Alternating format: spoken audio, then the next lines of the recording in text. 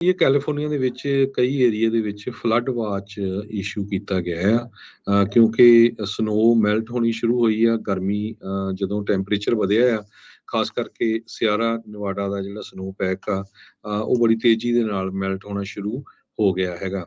ਹੁਣ ਉਸ ਏਰੀਏ ਦੇ ਵਿੱਚ ਟੈਂਪਰੇਚਰ ਜੋ ਆ 50 ਤੋਂ 60 ਦੇ ਵਿੱਚ ਜਾ ਰਹੇ ਹੈਗੇ ਆ।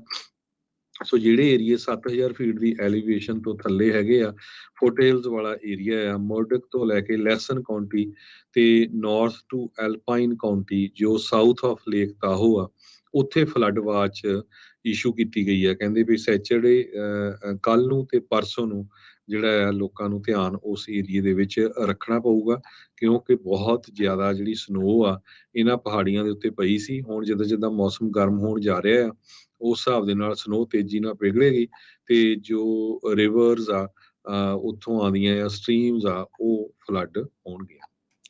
ਜੀ, ਕੋਚੇਲਾ ਦਾ ਜਿਹੜਾ ਫੈਸਟੀਵਲ ਆ, ਮਿਊਜ਼ਿਕ ਫੈਸਟੀਵਲ ਆ, ਉਹ ਆ ਰਿਹਾ। ਕਹਿੰਦੇ ਵੀ ਸਦਰਨ ਕੈਲੀਫੋਰਨੀਆ ਦੇ ਵਿੱਚ ਇਸ ਕਰਕੇ ਕਾਫੀ ਜ਼ਿਆਦਾ ਟ੍ਰੈਫਿਕ ਹੋ ਸਕਦਾ ਹੈ। ਪਹਿਲੀ ਵਾਰੀ ਆ ਵੀ ਕੋਚੇਲਾ ਦੇ ਵਿੱਚ ਇੱਕ ਪੰਜਾਬੀ ਆਰਟਿਸਟ ਦਲਜੀਤ ਦੋਸਾਂਝ ਵੀ ਕਹਿੰਦੇ ਪਰਫਾਰਮ ਕਰੇਗਾ।